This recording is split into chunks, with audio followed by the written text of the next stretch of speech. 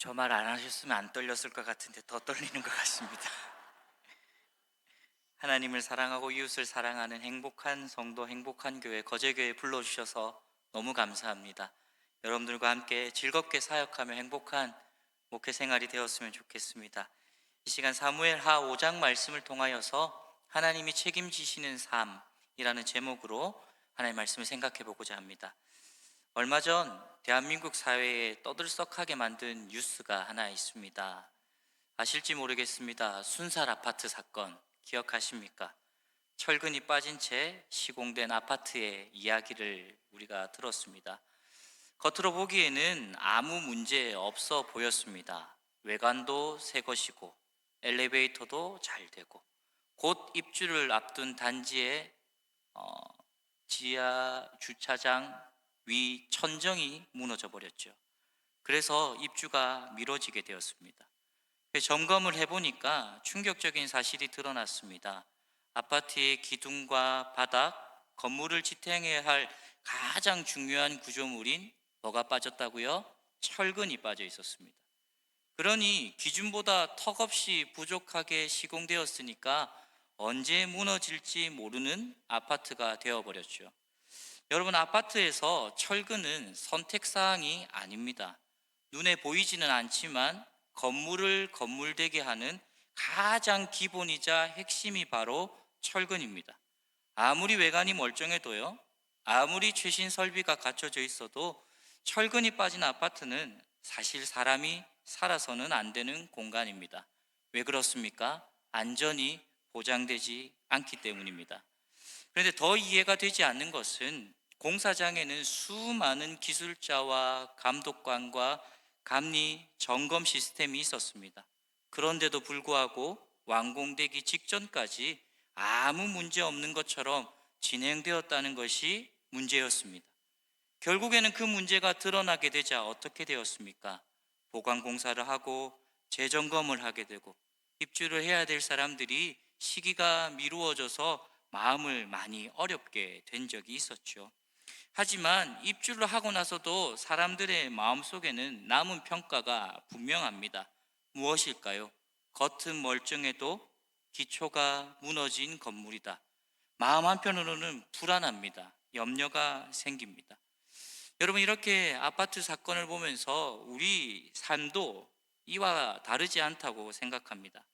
겉으로는 잘 쌓아져 있는 것처럼 보이지만 처음 설계해서 반드시 들어가야 될 것들이 빠져 있다면 그 인생은 어느 순간부터 반드시 균열을 드러낼 수밖에 없습니다. 그런데 문제는 그 빠진 것이 나중에 아무리 중요하다고 깨달아도 이미 쌓아놓은 것 때문에 되돌리는 것은 쉽지 않습니다. 그래서 여러분, 우리는 처음부터 우리의 인생의 처음 한 걸음 한 걸음 나아갈 때에 분명한 설계도, 뜻이 우리에게 있어야 합니다. 성경은 우리에게 그 설계도가 무엇인지를 분명히 말하고 있습니다. 그것은 성공의 청사진이 아니라 하나님과 뜻, 하나님의 목적이 우리의 삶에 그 설계도에 분명히 들어가 있는가, 이것을 점검해 보아야 된다는 것이죠.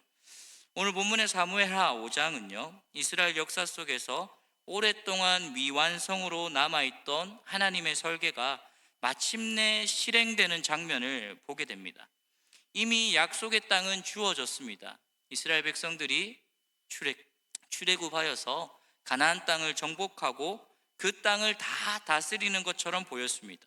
하지만 그 땅은 완벽한 정복, 통치가 이루어지지 않았습니다. 하나님의 통치, 하나님의 예배가 회복되지 못하였습니다. 하나님의 땅 한복판, 하나님의 통치를 거부하는 한 산성이 그대로 남아 있었습니다. 놀라운 것은요, 그 상황을 아무도 문제로 여기지 않았다는 사실입니다. 다 정복했는데 지금 정중앙에 하나님을 거부하는 요새, 하나님을 믿지 않는 자들이 여전히 칼날을 쳐들고 그들을 위협하고 있는데 아무도 그것을 문제라고 생각하지 않았습니다. 무엇 때문일까요? 무너뜨리기 힘들다. 저 산성은 우리가 정복하기 너무 힘들다. 그러니 적당히 공존하며 적당히 그들과 함께 살아가는 길을 모색해보자, 그렇게 선택했습니다. 그때에 한 사람이 등장하지요. 오늘 본문의 주인공이 되는 누구입니까? 다윗입니다. 여러분, 다윗은 왕이 되자마자 자신의 권력, 자신의 왕권을 확실하게 하기보다는 하나님의 계획이 무엇이었는지 먼저 붙잡았습니다. 그는 알고 있었습니다. 이스라엘이 강한 나라가 되는 것이 목적이 아니라 이스라엘은 예배하는 나라가 되는 것이 목적이다. 다윗은 그 마음속에 그 뜻을 품고 살았습니다. 우리도 마찬가지입니다. 오늘 본문을 통해서 한 사람의 인생이 하나님의 설계도 위에 세워질 때에 무엇이 회복되고 무엇이 갖춰질지를 우리가 알게 될 것입니다. 만약 그 하나님의 설계도 위에 제대로 세워지지 못한다면 어떻게 무너지고 어떻게 쓰러지게 되는지도 우리가 발견하게 될 것입니다. 그래서 오늘 본문을 통하여서 누가 그 인생을 책임지시는지 분명히 깨닫는 저와 여러분들의 시기를 주님의 이름으로 축복합니다.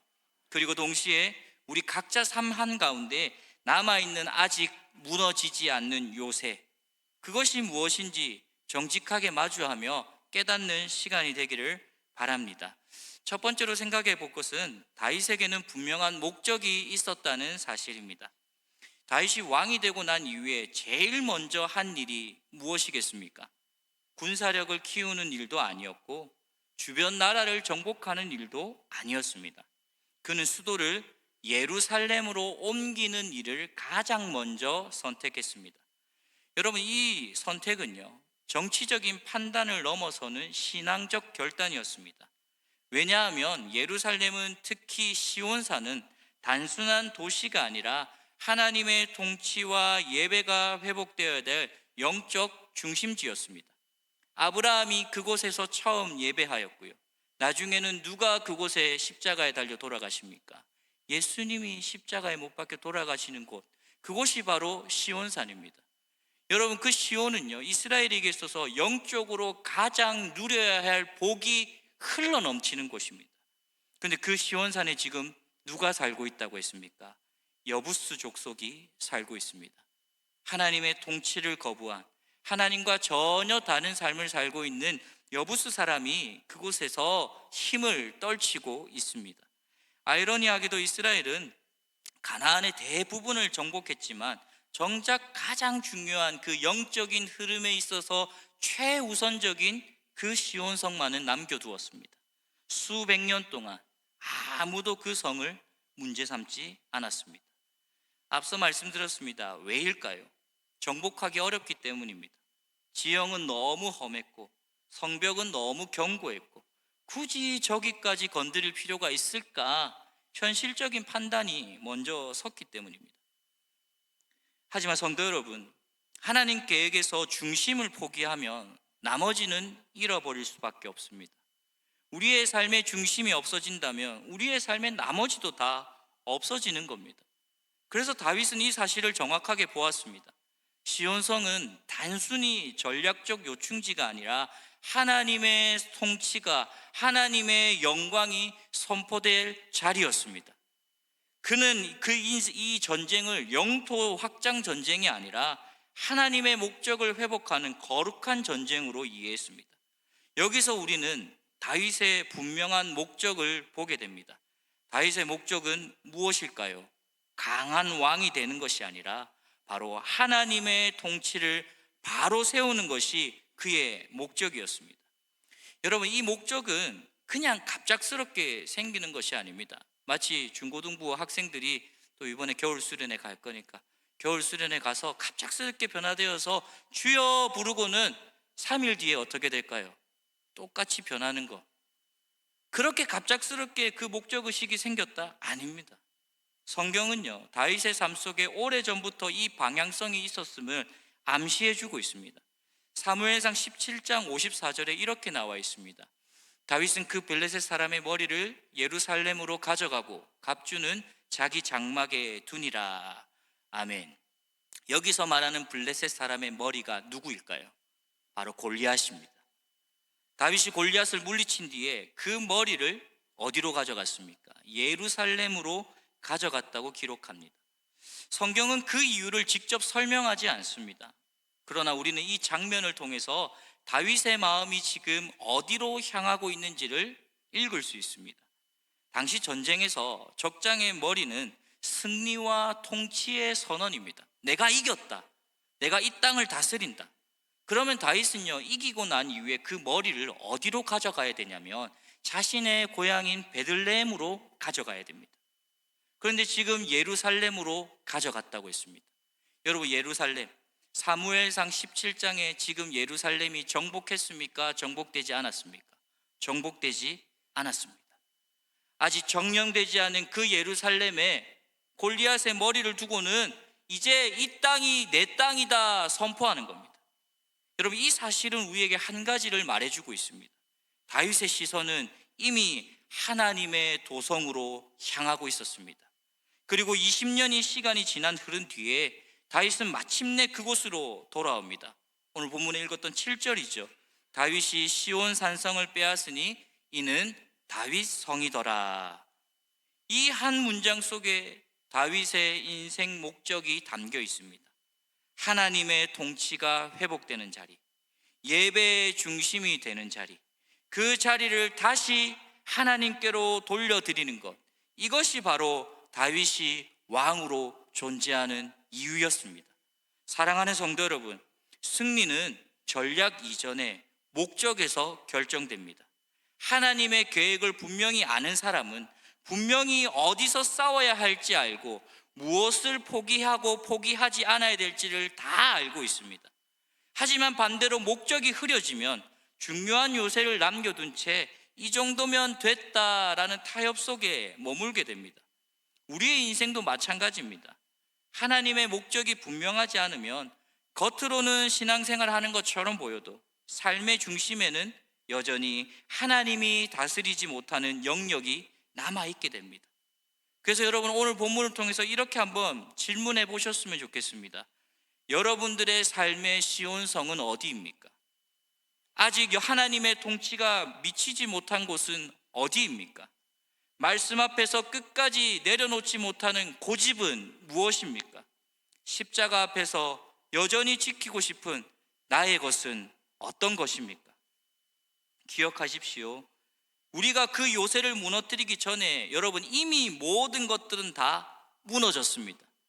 우리의 삶에 붙잡고 있고 우리가 해결할 수 없는 그 모든 것들은 하나님께서 이미 해결해 주신 줄로 믿습니다. 예수 그리스도께서 십자가에서 죄와 사망의 권세를 이기신 것처럼 우리의 삶의 모든 것들을 하나님께서 책임져 주셨습니다. 다윗의 승리가 바로 우리에게 미리 보여주는 시작입니다. 그리고 참된 왕이신 예수 그리스도께서 우리의 삶의 모든 것들을 완성해 주신 줄로 믿습니다. 그러므로 우리는 의지로 싸우는 사람이 아닙니다.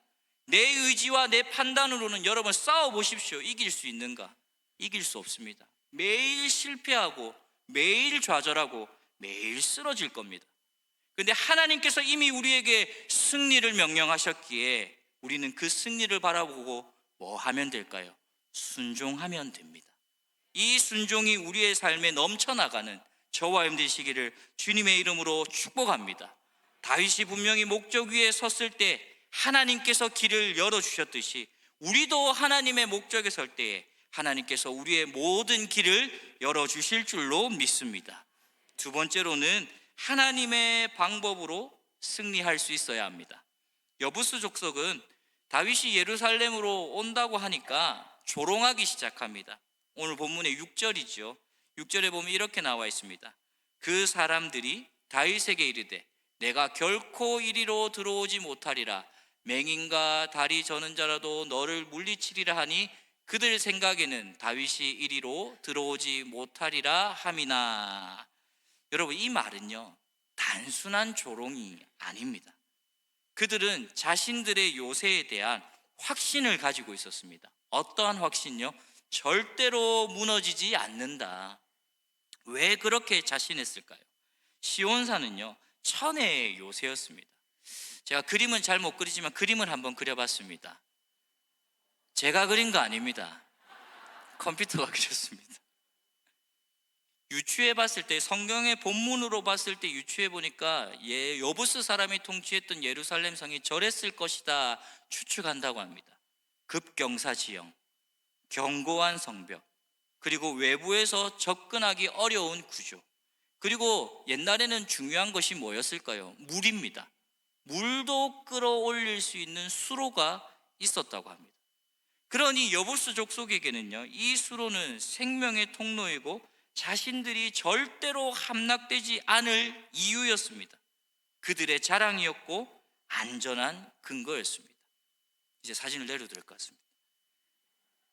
부끄러우니까요. 그런데요, 여러분, 그들의 안전한 근거가 하나님이 보시기에는 파고들 수 있는 증거였습니다. 그들이 가장 신뢰했던 바로 그 지점, 자신들이 붙잡아야 됐던 그 순간이 하나님께서 승리의 도구로 사용하신 통로가 되어버렸습니다. 사무엘하 5장 8절에 보면 다윗은 정면 돌파를 선언하지 않습니다. 어떻게 합니까? 그날에 다윗이 이르기를 누구든지 여부스 사람을 치거든 어디로 가라고요? 물 깃는 데로 올라가서.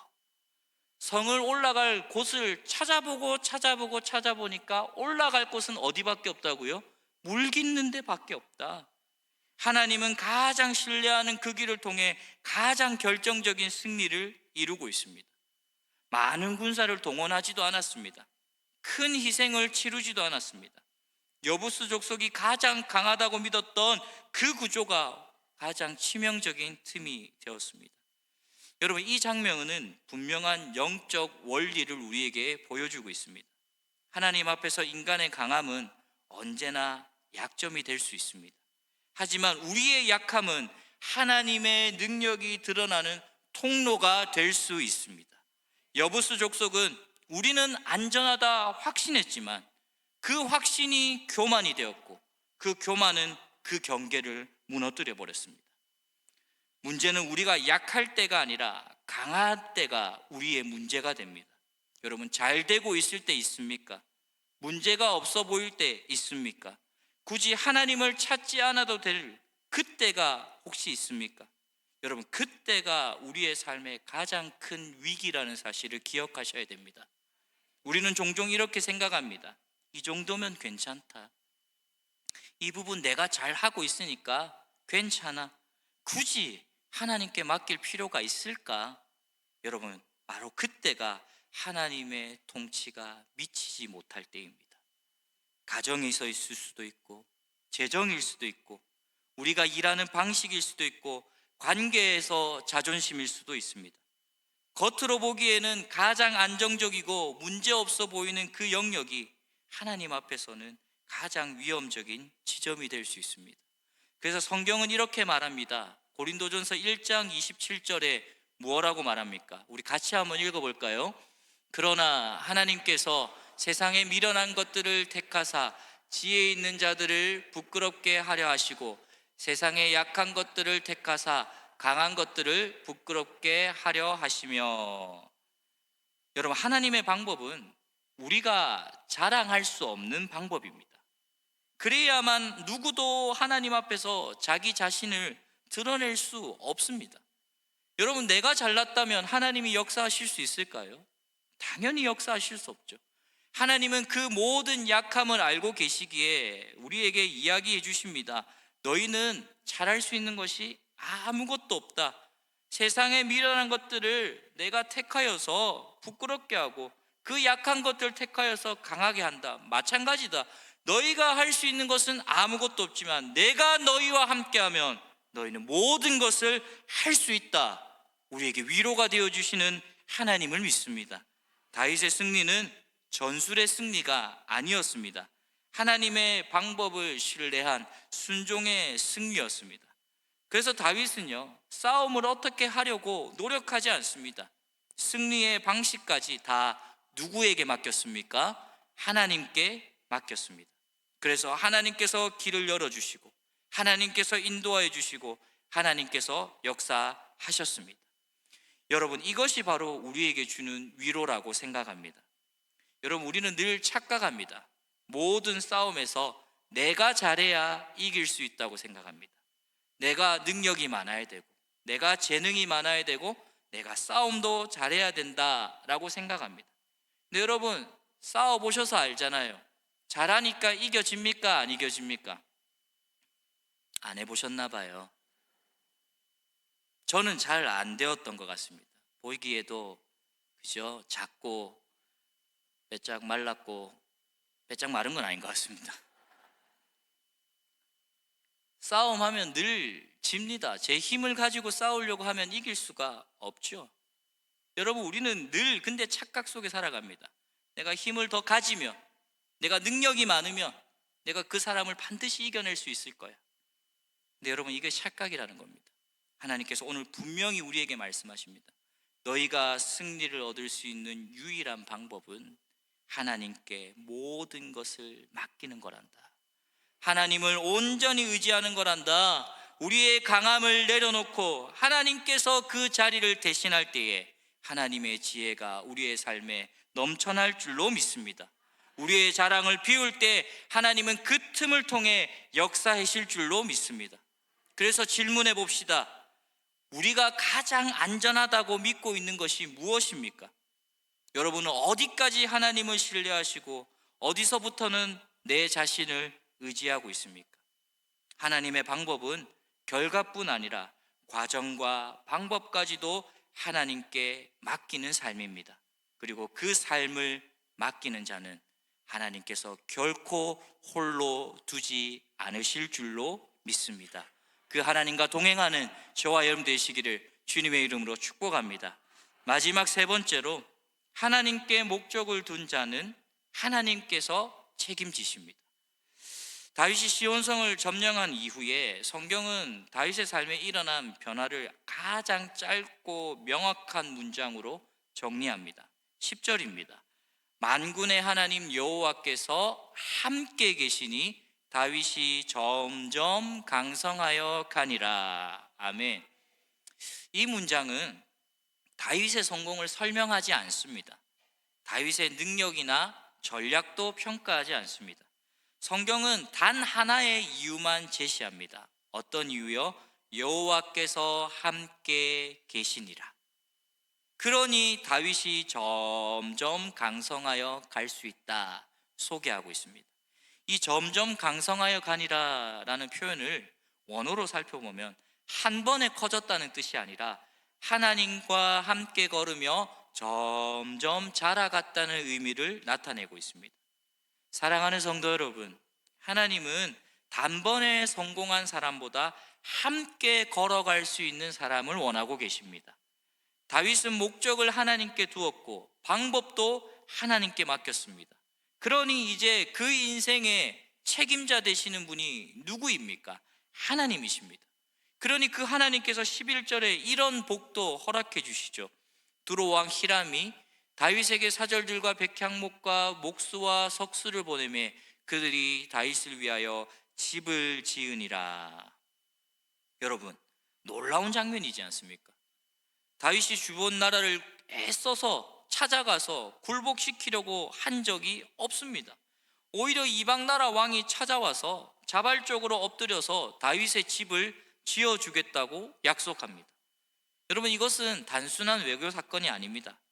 하나님께서 다윗의 삶을 안정시키고 세워나가는 분명한 증거인 줄로 믿습니다. 성경은 여기에서 중요한 사실 하나를 분명히 하고 있습니다. 다윗의 강성함은 그 자신을 위한 것이 아니라 바로 하나님의 백성을 위한 것이었습니다. 12절을 보십시오. 다윗이 여호와께서 자기를 세우사 이스라엘 왕으로 삼으신 것과 그의 백성 이스라엘을 위하여 그 나라를 높이신 것을 알았더라. 이 말씀은 다윗의 신앙의 성숙을 보여줍니다. 다윗은 자신의 성공과 자기 증명이나 자기 만족으로 그것을 다 해석하지 않았습니다. 하나님이 나를 잘되게 하셨다, 여기서 멈춘 것이 아니라 하나님이 그의 백성을 위하여 나를 세우셨다라고 이해합니다. 여러분, 이것이 바로 목적 중심 인생의 가장 중요한 열매입니다. 성공을 은혜로 해석할 수 있는 눈이 바로 여기 있습니다. 사람은요, 환경이 바뀌면 쉽게 변하지 않습니까? 고난이 커지면요, 초점이 흐려집니다. 안정되면 긴장이 풀립니다. 그러나 다윗은 달랐습니다. 그의 인생의 중심 단어는 바뀌지 않습니다. 하나님께서 내게 사명을 주셨어. 하나님께서 나를 통하여 이스라엘을 예배하는 나라로 만들어 주실 거야. 하나님께서 내가 이 땅을 다스리는 것이 아니라 하나님께서 이 땅을 다스릴 거야. 이 모든 것들이 그의 삶을 지배하였습니다. 왜 그럴까요? 다윗은 자기 인생의 설계자가 자신이 아니라 하나님이신 것을 알고 있었기 때문입니다. 그래서 하나님께서 그의 인생을 책임지실 수 있었습니다. 이 본문은 우리에게 분명히 말하고 있습니다. 하나님 뜻에 맞게 인생을 설계한 사람은 결코 혼자 인생을 감당하지 않습니다. 모든 짐을 내려놓는다는 말이 아닙니다. 그러나 삶의 방향과 의미를 하나님께 맡긴 사람은 결과의 무게를 혼자 짊어지지 않는다는 겁니다. 너무 무겁잖아요. 너무 힘들잖아요. 그것을 내가 다 하려고 하니까 지치고 쓰러지잖아요. 하지만 그 모든 것들을 누가 주신다고요? 하나님께서 주시기에 그 무게는 결코 무겁지 않습니다. 이미 십자가에서 우리의 인생을 책임지신 예수 그리스도께서 지금도 우리와 함께 걸어가고 계십니다. 그러므로 사랑하는 성도 여러분, 하나님의 목적, 하나님의 책임, 하나님의 설계도 위에 우리의 인생을 세우십시오. 목적을 하나님께 두고 방법을 하나님께 맡기고 결과는 내가 해석하는 것이 아니라 누가 해석하십니까? 하나님께서 해석하십니다. 그럴 때에 그 인생은 하나님께서 끝까지 책임져 주실 줄로 믿습니다. 말씀을 맺겠습니다. 인생은 즉흥적으로 지어지는 건물이 아닙니다. 그때그때 필요한 것들을 덧붙여서 완성되는 구조도 아닙니다. 인생은 반드시 처음부터 설계된 대로 따라가야 되는 삶입니다. 우리가 본 것처럼 이스라엘은 약속의 땅에 들어왔지만 하나님의 설계대로 완성되지 않았습니다. 중심이 비어 있었고 하나님의 통치를 거부하는 요새가 그대로 남아 있었습니다. 그러나 한 사람 다윗이 등장하여서 비워진 중심을 다시 하나님께로 돌려드렸습니다. 그는 자신의 인생을 통해 하나님의 설계, 하나님의 목적이 무엇인지를 분명히 보여주었습니다. 다윗의 삶을 관통하는 한 가지는 바로 이것입니다. 목적은 하나님께 두고 방법은 하나님께 맡기고 결과는 하나님께서 해석해 주십시오. 그래서 다윗은 성공 앞에서도 교만하지 않았습니다. 강성해질수록 더욱더 하나님을 의지했습니다. 그래서 사무엘하 5장 12절이 다윗의 인생의 고백이자 우리가 모두 붙잡아야 될 인생의 해석인 줄로 믿습니다. 우리 같이 한번 읽어볼까요?